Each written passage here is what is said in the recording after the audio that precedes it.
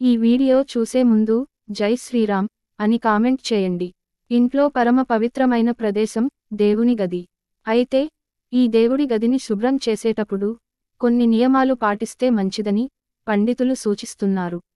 మనం నిత్యం ఇంట్లో దేవుణ్ణి పూజిస్తూ ఉంటాం. కష్టాలు, ఆర్థిక బాధలు, అనారోగ్యాలు దరిచేరకుండా ఉండాలని మనం దేవుణ్ణి పూజిస్తాం. అయితే చాలా మందికి దేవుని పూజ గదిని ఎప్పుడు శుభ్రం చేయాలి, ఎలా శుభ్రం చేయాలో తెలియదు. పూజ గదిని శుభ్రం చేసే విధివిధానాలు తెలియక దేవుని ఆగ్రహానికి లోనై ఇబ్బందులకు గురి అవుతూ ఉంటారు. అసలు దేవుని గది ఏ వారంలో శుభ్రం చేయాలి, ఎలా శుభ్రం చేయాలి, ఎలాంటి పద్ధతులను పాటిస్తే దేవుడి అనుగ్రహం మన మీద ఉంటుంది అనే వివరాల గురించి ఈ వీడియోలో తెలుసుకుందాం. హిందూ పురాణాల ప్రకారం శుభ్రంగా, చక్కగా ఉన్న ఇంటిని మాత్రమే దేవుడు సందర్శిస్తాడని చెప్పబడుతుంది. కాబట్టి ఇంటిని ఎప్పటికప్పుడు శుభ్రం చేసుకుంటూ పూజగదిని అలంకరించుకోవడం వల్ల భగవంతుడు ఇంటికి తప్పక వస్తాడు. ఇంటిని శుభ్రపరుచుకోవడంలో భాగంగా పూజగదిని శుభ్రపరచడం కూడా చాలా అవసరం. కాకపోతే కొన్ని జాగ్రత్తలు తీసుకోవాల్సి ఉంటుంది. మంగళవారం నాడు కానీ, శుక్రవారం నాడు కానీ, అమావాస్య నాడు కానీ దేవుడు పటాలను అస్సలు శుభ్రం చేయకూడదు. శనివారం రోజున దేవుని పటాలను శుభ్రం చేస్తే చాలా మంచిది. దేవుడి గదిని శుభ్రపరచడానికి చీపురును ఉపయోగించకూడదు. ఏదైనా తడి బట్టతో శుభ్రం చేసుకోవాలి. ఆడవారికి నెలసరి సమయం తర్వాత శుభ్రంగా తలస్నానం చేసి ఇంటిలో పసుపు నీళ్లు చల్లిన తర్వాత దేవుడు పటాలను శుభ్రంగా తుడిచి గంధం కుంకుమ పెట్టి అలంకరించుకోవాలి. నీళ్లతో కడిగిన పూలను పూజలో ఉపయోగించకూడదు అని పండితులు చెబుతున్నారు. పారిజాత పూలు తప్ప ఏ పూలు కింద పడినవి దేవుని పూజలో వాడకూడదు. ఇక నిత్య పూజలు చేసేవారు ఖచ్చితంగా తలస్నానం చేయాలనే నియమం ఏమీ లేదు. స్త్రీల పాపిటి మీద గంగమ్మ తల్లి నివాసమై ఉంటుంది. కాబట్టి స్త్రీలు పాపిటి మీద కుంకుమ బొట్టు పెట్టుకుని పూజ చేస్తే మంచిది.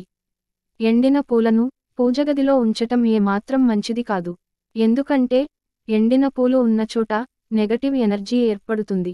పూజ చేసేటప్పుడు అగబత్తీలు వెలిగిస్తాం. వెలిగించిన అగబత్తులకు పొగరావాలని చాలా మంది నోటితో ఊదుతారు. కానీ నిజానికి అలా ఊదకూడదట.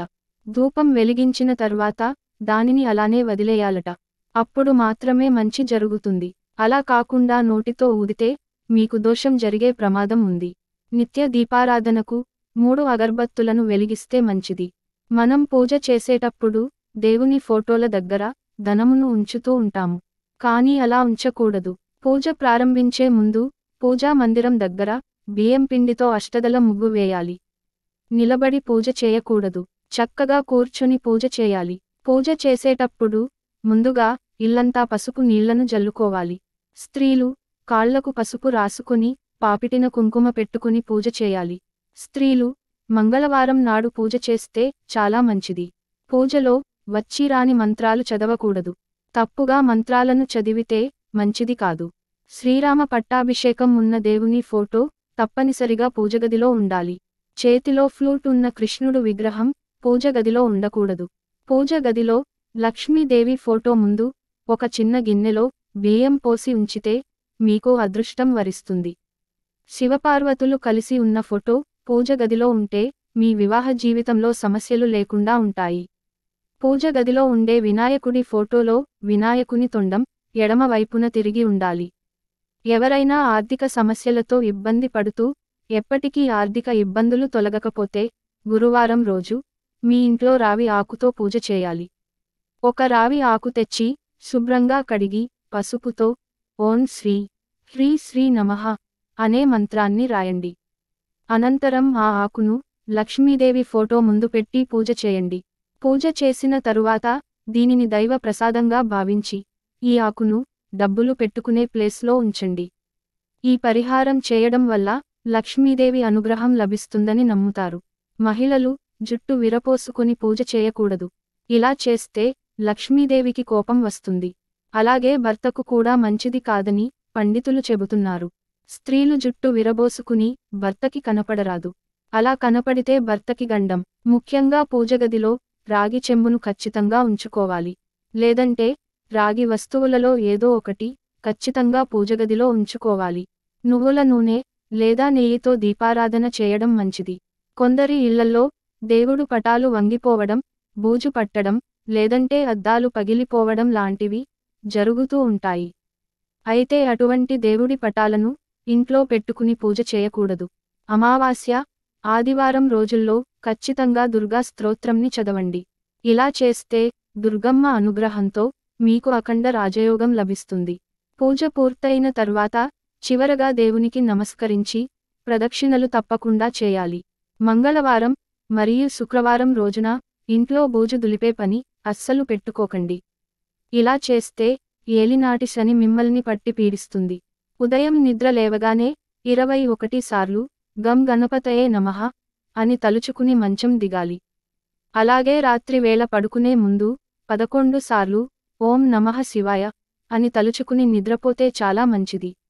ఇలా నిత్యం చేస్తే మీపై దేవుని అనుగ్రహం ఖచ్చితంగా ఉంటుంది. తల స్నానం చేశాక వారానికి ఒకసారి అయినా తల వెంట్రుకలకు సాంబ్రాణి పొగ వేసుకోవాలి. ఎందుకంటే మనపైన పడే చెడు దృష్టి అంతా మన వెంట్రుకలకు అంటి ఉంటుంది. కనుక వెంట్రుకలకు సాంబ్రాణి పొగ వేస్తే చెడు దృష్టి వదిలిపోతుంది. తాబేలు విగ్రహాన్ని పూజ గదిలో ఉత్తరం వైపు ఉంటే కుటుంబంలో ఆర్థిక ఇబ్బందులు పోయి సంతోషం వెల్లివిరుస్తుంది. పూజగది విడిగా లేనివారు పంచముఖ ఆంజనేయుడి ఫోటోను ఇంట్లో పెట్టకూడదు.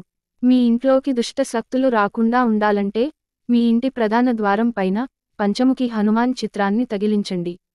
ఈశాన్య దిక్కు ఈశ్వర స్థానం కాబట్టి ఈశాన్య దిశలో కూర్చుని ధ్యానం చేయటం వల్ల ఈశ్వరుని అనుగ్రహం ఎల్లవేళలా మనపై ఉంటుంది. ఈ వీడియో మీకు నచ్చితే లైక్ చేసి సబ్స్క్రైబ్ చేయండి.